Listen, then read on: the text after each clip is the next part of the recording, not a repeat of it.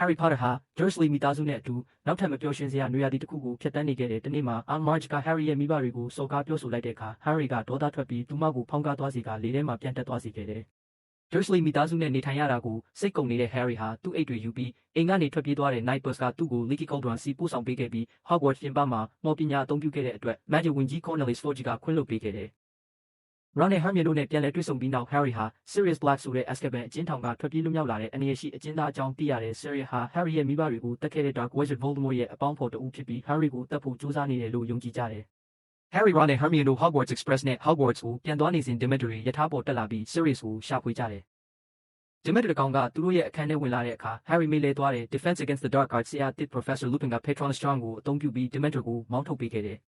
Hogwarts ရောက်တဲ့အခါ Headmaster Albus Dumbledore က Sirius ကိုဖမ်းမမိသေးတဲ့ Dementor တွေကကျောင်းကိုစောင့်ကြပ်နေမယ်လို့ကြေညာတယ်။ Hagrid က Care of Magical Creatures ဘာသာရပ်ရဲ့ဆရာတစ်ဖြစ်လာတယ်။သူ့ရဲ့ပထမဆုံးသင်ခန်းစာမှာ Draco Malfoy က Hippogriff ဖြစ်တဲ့ Buckbeak ကိုရန်စခဲ့တာကြောင့် Buckbeak က Draco ကိုတိုက်ခိုက်လိုက်တဲ့အတွက် Draco ကဒဏ်ရာကိုပိုပြီးအလွန်အကျွံပြသခဲ့ပြီးနောက်ပိုင်းမှာသူ့အဖေ Lucius Malfoy က Buckbeak ကိုတေဒဏ်ချမှတ်စေခဲ့တယ်။ Gryffindor အဆောင်ကိုစောင့်ကြပ်ပေးနေတဲ့ Fat Lady ရဲ့ပကြီးကားကိုဖျက်ဆီးခံထားရပြီးသူမလည်းပျောက်ကွယ်နေခဲ့တယ်။ကြောက်လန့်နေတဲ့ Fat Lady ကအခြားပကြီးကားတစ်ချက်ထဲမှာပုန်းအောင်းနေပြီး Sirius Black ဟာ Hogwarts ရဲတိုက်ထဲကိုဝင်ရောက်လာခဲ့ကြောင်း Dumbledore ကိုပြောပြတယ်။ Hufflepuff အသင်းနဲ့ Quidditch ပွဲစဉ်အတွင်းမုန်တိုင်းထန်နေချိန် Dementor တွေက Harry ကိုတိုက်ခိုက်ခဲ့တာကြောင့် Harry ဟာမျက်စိပေါ်ကနေပြုတ်ကျသွားတယ်။ Hogsmeade မှာ Harry ဟာ Sirius Black ကသူ့အဖေရဲ့အကောင်းဆုံးတငယ်ချင်းဖြစ်ခဲ့ပြီး Potter မိသားစုကို Voldemort ထံသစ္စာဖောက်ခဲ့သူလို့ယုံကြည်ခံထားရသလိုသူ့ရဲ့ Godfather လည်းဖြစ်ကြောင်းသိလိုက်ရတယ်။ Lupin က Harry ကို Dementor တွေကိုကာကွယ်နိုင်ဖို့ Patronus Charm သင်ပေးတယ်။ Buckbeak ကိုကွပ်မျက်တာကို Harry, Ron နဲ့ Hermione တို့မြင်တွေ့ပြီးနောက် Ron ရဲ့အိမ်မွေးကျွတ် Scabbers က Ron ကိုကိုက်ကာထွက်ပြေးသွားတယ်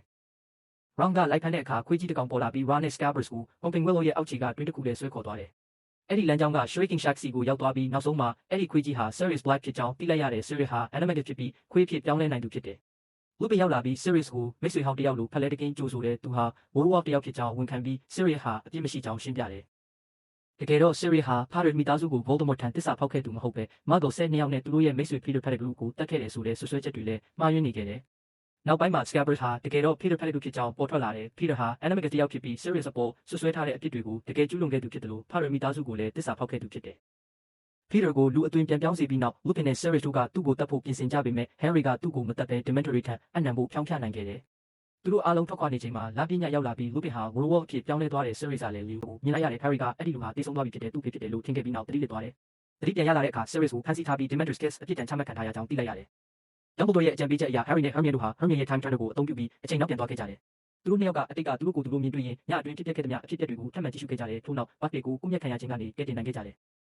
နောက်ပိုင်းမှာ Dementor တွေက Sirius နဲ့ Harry ကိုအနိုင်ယူတော့မယ့်အချိန်ကိုမြင်တွေ့ခဲ့ရပြီး Harry ကသူတို့ကိုကယ်တင်ခဲ့တဲ့ Patronus ကိုဖန်တီးခဲ့သူဟာသူ့အဖေမဟုတ်ဘဲသူကိုယ်တိုင်ဖြစ်ကြောင်းသဘောပေါက်သွားတယ်။ဒါကြောင့် Harry ကအားကောင်းတဲ့ Patronus spell ကိုထပ်မံအသုံးပြုပြီး Dementor တွေကိုမောင်းထုတ်လိုက်တယ်။ Harry နဲ့ Hermione တို့က Sirius ကိုကယ်တင်ခဲ့ကြပြီး Sirius ဟာ Buckbeak နဲ့အတူလွတ်မြောက်ထွက်ပြေးသွားတယ်။ Lupin ကတော့ Werewolf တစ်ယောက်ဖြစ်ကြောင်းလူသိသွားပြီးနောက်မိဘတွေကြားမကျေနပ်မှုတွေမဖြစ်ပေါ်စေဖို့ Hogwarts ကနေနှုတ်ထွက်လိုက်တယ်။နောက်ဆုံးမှာ Sirius က Harry အတွက် Fireball တမျက်စိအသစ်တစ်စင်းပို့ပေးခဲ့ပြီး Harry ကအလွန်ပျော်ရွှင်စွာစီးနှင်းပြန်တန်းရင်းဇာတ်လမ်းအဆုံးသတ်သွားတယ်